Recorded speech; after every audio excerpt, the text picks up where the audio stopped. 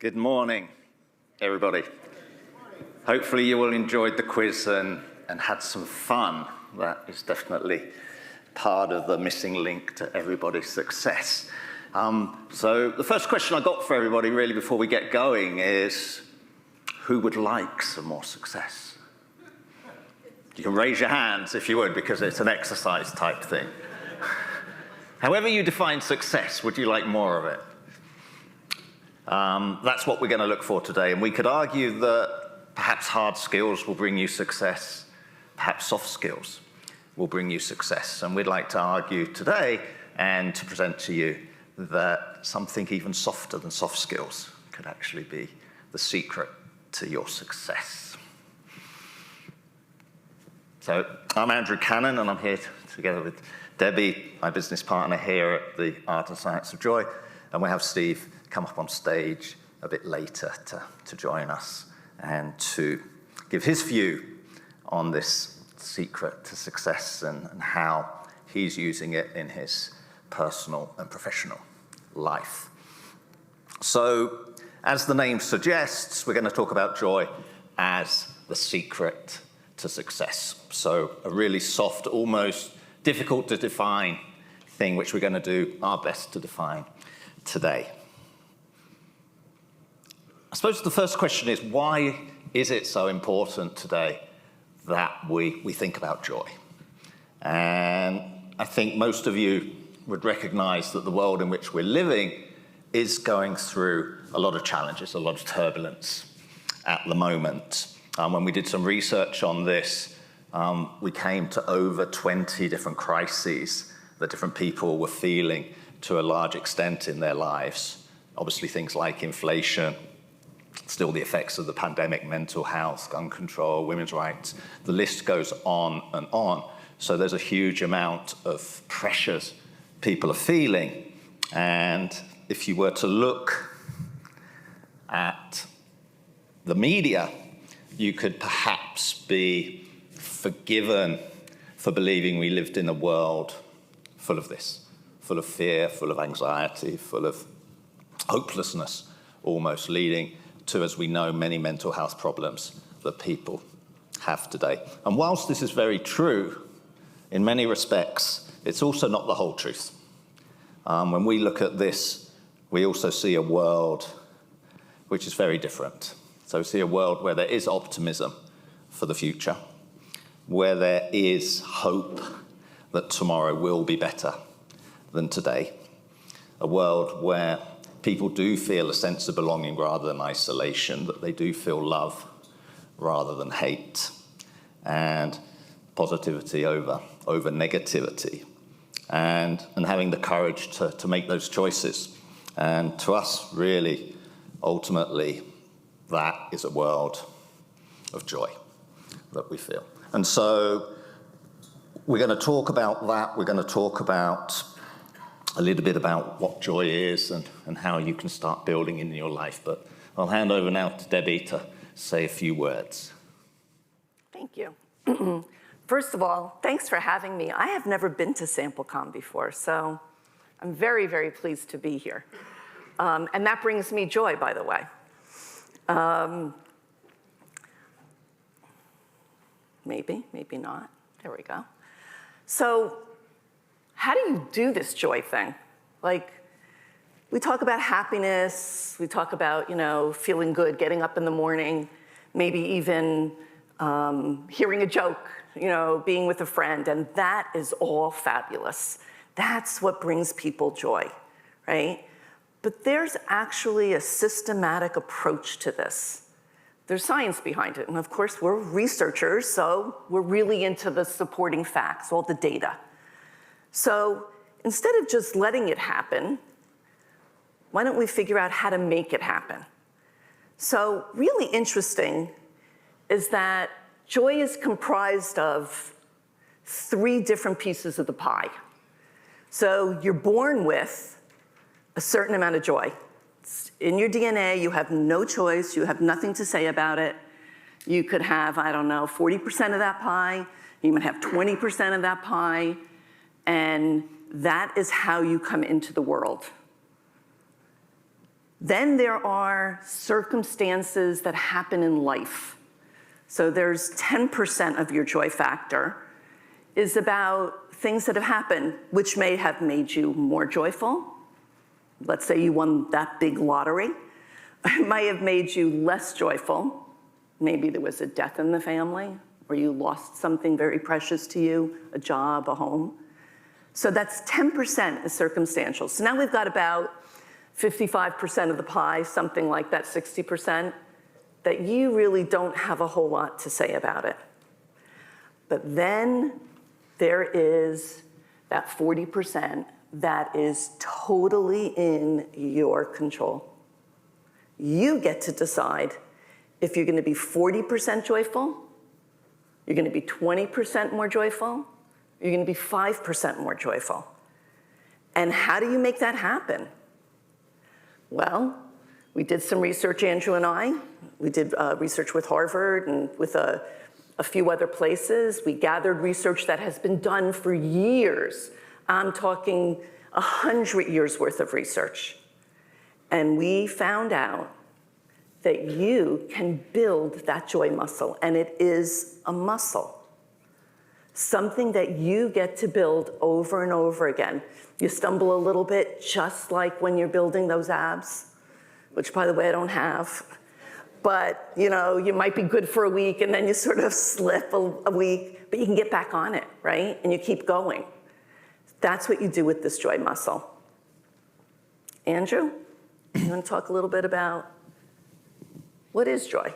I'll talk a little bit about this, not too much.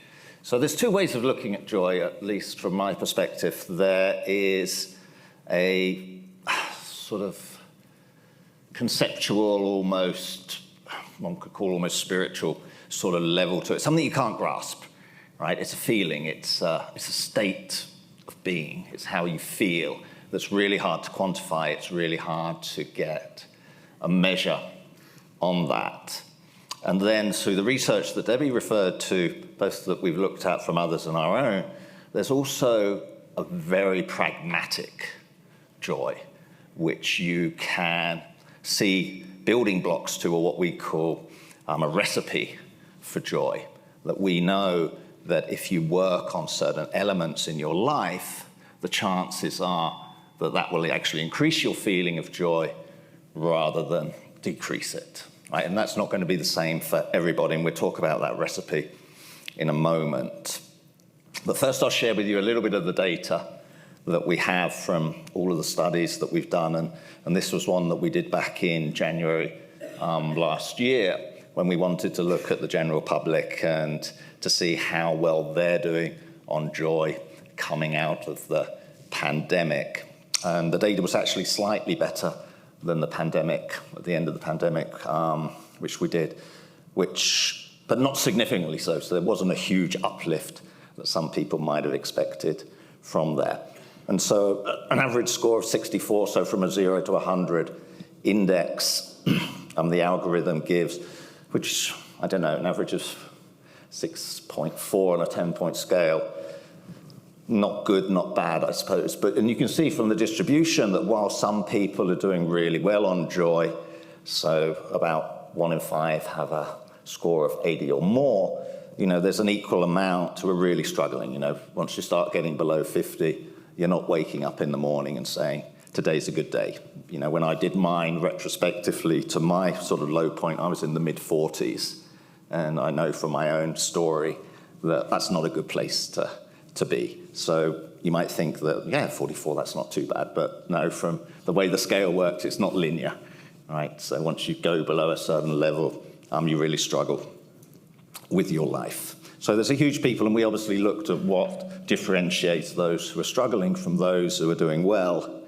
And basically, we came up with a model which has 4 core elements which build joy, and below that 12 sub-ingredients, as it were, which feed into that joy. So obviously well-being, you've got your emotional, mental, physical, and even spiritual well-being can all build into your joy, your belonging. It can be your family, your friends, your community, your work, environment. And those two are really foundational. right? We find that well-being, obviously, how you feel inside is number one. But what's interesting from the research is that while some people can build that on their own, some people need belonging before they have the strength to build themselves.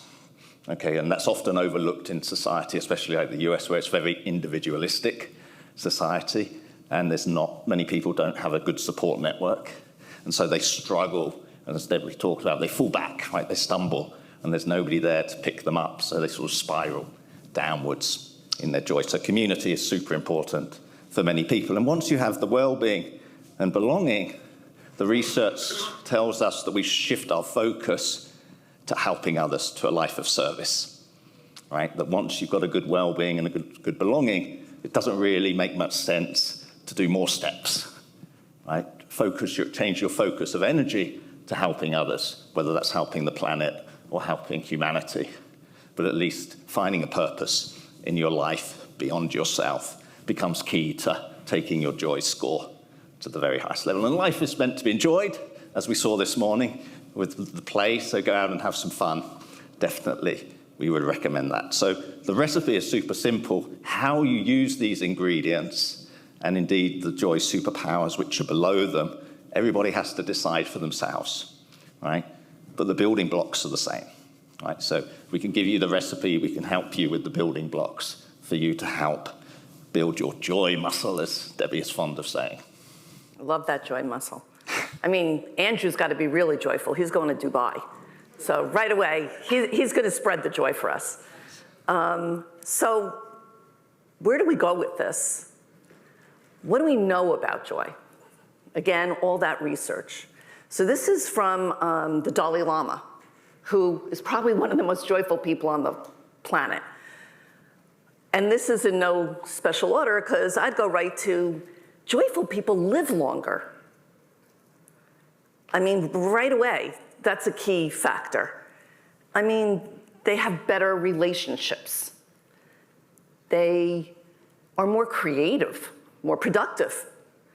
You know, they tend to be able to handle stress that comes their way. They actually have less stress because they're joyful. And then when that stress does come, because let's be clear, you know, not everything is perfect in the world, they're able to manage that. So this is some of the stuff we already know about being joyful, how it actually helps you in your life. This is like critical for every single one of us individually. But we are here as an association about business, and we spend a lot of time at work. I mean, a lot of time. So how does this fit in with your work, your organization, where you work, how you work, what you want to do, how you want to accomplish things? And in the beginning, Andrew said, like, who wants to have more success? I don't know anybody who doesn't want to have more success. So if we took this whole idea about building joy individually, but brought it to organizations, what might that do for the business?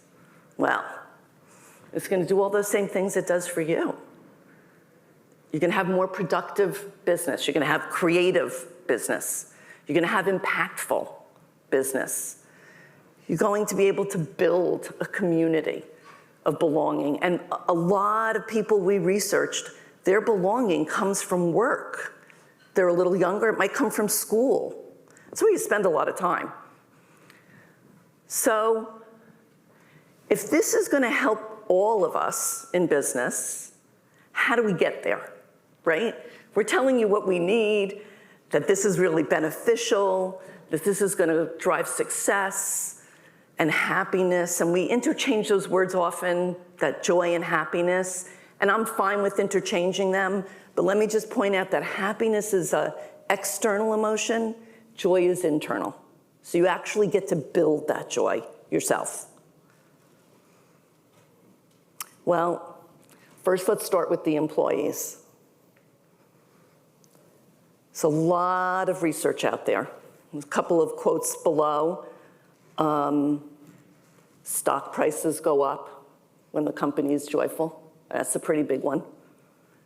Employees that are joyful are 20% more productive. That's huge. Can you imagine having 20% more production in your company? One of my favorite is that in the sales teams that were researched, I think it was 10,000, people who were joyful by a measurement tool actually had sales that were 37% higher than those who were not joyful. That's pretty significant. That could really make a difference in a company, right? That is how you build your success in your company individually by your teams. You plant this idea of building joy, which then is a multiplier. It's just ripple effect. That's one of the great things about joy. It's contagious. And then it kind of feeds through all the companies, throughout the company, through all the teams. And before you know it, you have this great productive team and organization. You have higher sales. And most importantly, and this is really most importantly, you have employees who know that you care about them. They're valued. And if anything we've learned during this pandemic, but it happened way before the pandemic, is that 62% of employees working for a company are not happy for a variety of reasons. 62%, that's huge. How do we change that? Where can we make a difference? How do we make this most important piece of building your business? So, thanks, Debbie. Obviously, benefits to individuals, benefits to business leaders, benefits to employees. I think the missing link that we have at the moment, is there a benefit to panelists? Is there a benefit to research participants to be more joyful?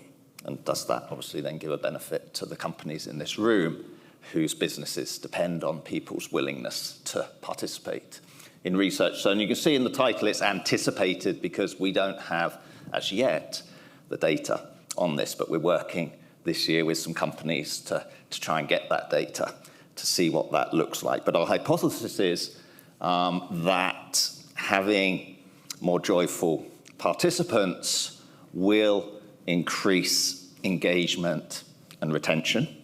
And perhaps even more importantly, we believe that it will increase the ability to collect a sample which is representative of the people that you're trying to research on behalf of the clients, which obviously is more than demographic quotas on age, sex, and maybe geography, if you're lucky, right? Which is not guaranteeing that you're actually going to represent anybody of anything of importance. So the chart that was up there and might come back up there in a minute is talking about the research that we did with GRBN back in the pre-COVID days when we looked at participant engagement and looking at the intrinsic motivation people have to participate in research panels. So obviously money is important, but as you can see, when people come into the panel business, they have this concept that they're going to change the world, that their opinion matters. And what's interesting when you look at people who have been in panels for 3 or more years, really the only people who are left are the ones that care about the money. Right? Everybody else has become disappointed, disillusioned that they haven't been heard. They've got no feedback on whether their opinions made a difference to anybody. So there's a bit of disillusionment and people quit the panels, as you know.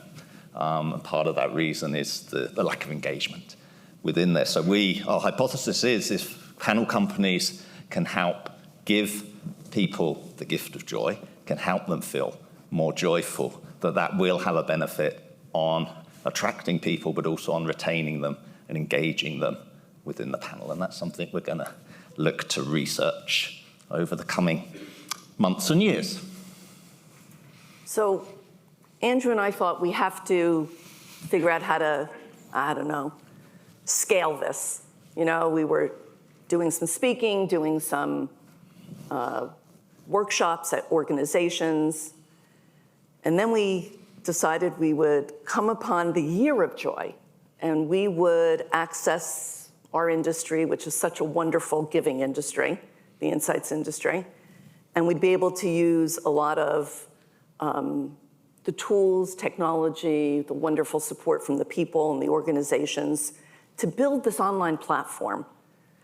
And there would be benefit for everybody, right? There'd be benefit to the organization, to the panels, to just people in the world.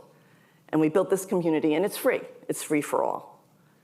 So Andrew will talk a little bit more about that later, but I wanted to bring up Steve Schlesinger from Sago. Steve's my brother, for those who don't know. I'll let you guess who's older. And he has been one of the wonderful supporters, not because he's my brother, by the way. It's not that kind of thing. But he was a supporter from the very beginning because he felt this was important. So I just wanted to ask him a few questions. I thought it might be beneficial for us to hear his idea on this. Hey, Steve. How are you? Good, how are you? And how great, I live in Los Angeles and he got to come out here so I got to see him, so that was even better. First and foremost, why did you feel that this whole idea was important? Well, I think, much of our business and many businesses I'm sure that are in the room here are driven by people. And the fact that it's critical to really think about the culture we're building, the environment we've created for our teams, and ultimately, how can they really thrive? And if you really think about the stresses on a business today, many of those are really around the work environment, the work product, what's going on in people's personal lives, how they balance their life related to work and outside of work. And we're on this constant mission to figure out how to make things better. And when we started talking about this project that you and Andrew were working on, what I really loved about it was it really attacks this idea of work-life balance. It attacks this idea of how you're feeling. We know that the amount of stressors that are out there, and even more so now coming out of COVID, during COVID, now coming out of COVID, we really think about how do we create that environment for our people. And what I also really loved about it was that you can actually measure this idea that, if we talk about joy as just this term, this idea, that's helpful, but the idea that we can actually measure it with a barometer and we can really note where our strengths are and what's important to us, I think really helps us achieve a much higher level of joy over time. It's taken me a lot of years, working, but what I've noticed over the last handful of years, thankfully, finally, is how you can use intentionality to really move things. And today, I think I am a way more intentional leader, a way more intentional person than I was a decade ago or 2 decades ago. So what this allows me to do is really think about joy every day. And I'll never forget, where's Andrew? He sits right here. Oh, he's sitting there, he's over there. Andrew said with his joy barometer, and I remember, Andrew, when you did the first speech on this, was I put my joy barometer on my mirror, and I look at it in the morning when I get up and brush my teeth. And I always remember that because I think about the idea of when we wake up in the morning, what do we think about? How do we approach the day? And if I can get myself to move more in that direction, but even more so, or equally my teams to do that as well, we are no question going to be a better organization. And it is so clear by all of those bullet points that were up on the slides related to what it does for your company, what it does for your teams, how it creates success by so many different measures.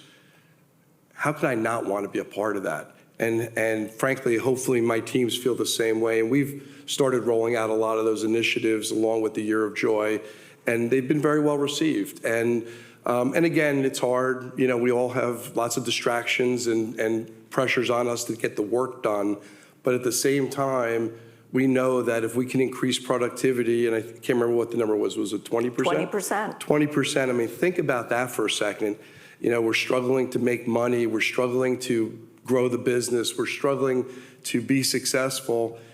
If we can get 5% more productivity, 10% more productivity, how much of a difference that'll make in our success. So these soft or softer, I call them critical skills, just to be clear. They're not critical. soft. I mean, they may be soft by definition, but the critical nature of them, retention, go to generational theory and think about the different generations that work in our organizations, Gen Z up through, you know, baby boomers, and how different people are. Whatever we can do to tap in on that, I think makes a huge difference. Great. Do you know if there's any buzz about this through the employee engagement that you're using it for, how that's rolling out? Yeah, so, you know, we have a couple different, call them chat, Slack, you know, our hub, you know, in terms of communication that happens. And, you know, one of the things that's interesting about those forums is that it does create sort of an energy, and it creates, you know, a dialogue, and we're seeing that. But what's even equally interesting is when you just talk to people. And you just, you know, because a lot of people won't necessarily join those chats, but they'll mention things about, we appreciate that you're putting this information in front of us. We appreciate the fact that you care enough to understand the pressures that we're under or the stresses that are going on in our lives, and you're helping us get to a better place, both inside work and outside work. And I think that's what I would hope is driving a richer culture, and one where people feel not just more engaged, but more cared for, which I think in the world we live in today, that caring element is critical. Yeah. And Sago's been really supportive of this initiative, and they had agreed to send this invite to this Year of Joy free online community platform to their panel. Yeah. And Andrew and I are, of course, very grateful for that. And I think it was yesterday or the day before, Andrew said, oh, I see 300 people signed up from the Schlesinger panel. So what did you think might happen with your panelists with this invite? Yeah, so I think there was a variety of comments made yesterday in some of the panels around you know, the importance of our respondent engagement and how we really start thinking about the panelists, and a number of comments made to they're humans, right? They're not just data points. And this idea that we can use the Year of Joy as a giving back, right? That we can actually engage with panelists to sort of give them the opportunity to do the barometer. That they can get the content that's out there, so it becomes a form of incentive. It becomes this idea that we care about you too, and let's face it, you know, panelists are our lifeline. You know, for our business, we don't exist without them. So it does give us that opportunity, and I'm hoping that it's well received. I think we've got, you know, a few 100,000 invites out. We'll see how many people actually participate. But then also on top of that, it's this idea that we can support Andrew and Debbie in them getting the data that they require to continue to prove out that joy matters. You know, and you know, how great is it for us as an industry to participate and actually do research on this to actually formulate and understand the impact it has. Yeah, a couple of researchers that have supported this initiative. I don't know if Katrina's in the room, but I know she's speaking today. But Katrina Noel is actually doing research throughout the year on this initiative to see where we land and where that goes. Steve, I think there's a couple of people, but I don't know if they're in the room who also. I don't know. Is Seema in the room or? In the back. Yeah. Oh, there you are. Seema, why don't you, if you don't mind sharing with the group a little bit about your thoughts on this project and your involvement with it as well. Yeah. Can you hear me? Maybe there's a microphone right there if you can, or on either side.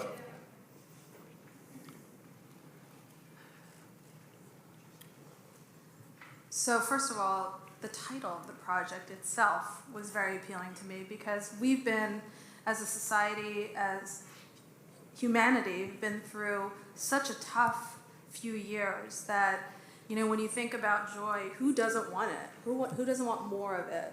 But when I really thought about it from a company perspective, you know, COVID basically took all the walls off in terms of knowing and understanding employees. We have to look at the whole person. We can't just say this is the work persona and this is the home persona, and I'm gonna ignore the home persona. I felt like this initiative brought everything together, and to say we acknowledge people, panelists, partners, vendors, everybody as people, and this is an initiative where we can integrate both business and personal, and quite frankly, do some good in the world. That was another thing that was really a driving force, is to play our part in society to spread joy. I mean, if we all just do a little bit, I'm an idealist. If we all do a little bit, then we can change kind of the aura of this negative thought to a more positive vibe in the world. That's how simple it is. That's how simple it was for me. And I know we did the exercise at the CEO Summit, and that really was very, very helpful too in terms of just understanding yourself. The thing that I really think is going to be interesting is we are all responsible for our own joy.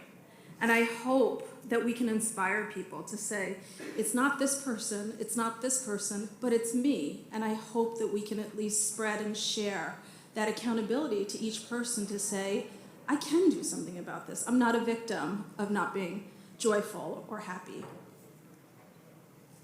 Amen to that. Thank you. Thank you. I don't know if Carrie's here. Maybe. Is Yeah. Carrie here? Yes. Hey, Carrie. Hey, how are you? Talk a little bit to us about your sort of thoughts around the Year of Joy and some of the work that you're doing. Do you mind going up to the mic right up there?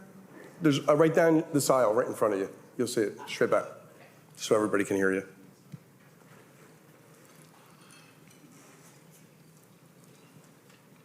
Yeah, so we have been a part of the Year of Joy from the beginning, and you know, I think that it's with everything that has happened, you know, even really in the past 10 years, considering the rise of social media and the polarization of people, you know, I think that there has been sort of a societal shift to looking at things that are negative. And in order to combat that and to combat what that does to our quality of life, we have to be conscious about making a different choice. And I think, you know, projects like the Year of Joy help us come together as a community, you know, within the research community and external to the research community, but also, you know, the mindfulness that goes along with that, and literally thinking about it in a way of how do you build the skill set necessary to live that way, and to not just for yourself, but for the other people around you. And so, you know, the person who just spoke said it was a choice, and it is, but it's more than that, right? It's like you have to check your way of thinking, you have to check your internal dialogue that is often negative, you have to check the things that you do in your life. And so I think being a part of this, you know, I had said to Debbie and Andrew before that, you know, everyone that's involved in this should be a student and a teacher. And I believe that very strongly, that if you should be giving and getting from this. And you know, we're very excited to be a part of it. Thank you. Awesome. Thanks, Steve. My pleasure. Thank you. I think we're running out of time, and Andrew's got a couple more slides. Yeah, I'm just going to go quickly on that, but I think it's just building on what Kerry said about making, and Seema said about making the choice. I talked to a lot of people who say, I'm not going to make a choice. I'm going to be neutral. The challenge is, I don't believe neutral is a choice, particularly due to our inherent negativity bias. If we don't choose positively, actively to choose something like joy, we're going to end up negative as our default position, right? It's not neutral. It's 7 out of 10 is negative, right? So if you're not going to choose to move that needle, you are going to be part of the problem rather than part of the solution if you are deciding to check out on this. So think twice about, do you want to check out or not, because it's not a neutral position that you're holding. Anyway, enough about that. Here's the QR code if you want to go onto the Year of Joy platform to check it out. I'll leave that up there for a moment so people can get a look at it. I say it's a tool that we use for individuals, but also a lot of our partners use it as an employee engagement tool as well. And just talking of partners, here are our current partners on the project. If your brand isn't on that page and wants to be on that page, you are more than welcome to talk to me. I will be here all today. So come and find me wearing a funny shirt, so you should be able to track me down. And talk to us. How can I get involved? How can I use this for my business, for my team, for my panelists? What benefit could it be to them?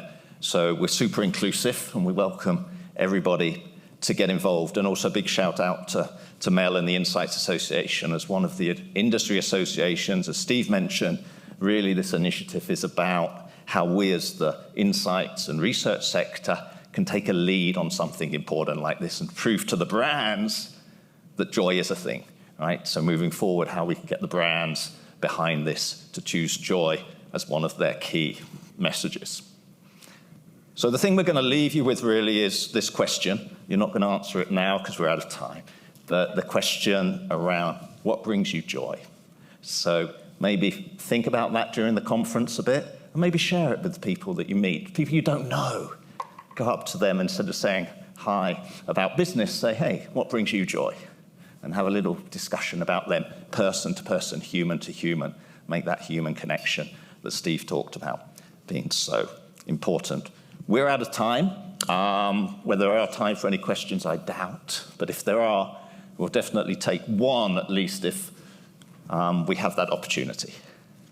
If anybody in charge gives us the opportunity. Yep, please, go for it. Hard to say. First of all, a fascinating and timely topic, so thank you for that. Thank you. With respect to the 4 ingredients or pillars of joy, if I remember correctly, health, belongingness, legacy, and fun, that's how I remember it. Yeah.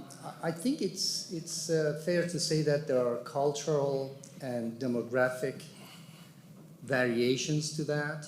So how you define joy perhaps depends on who you are, at what stage of life you are. For a younger person, joy may be different.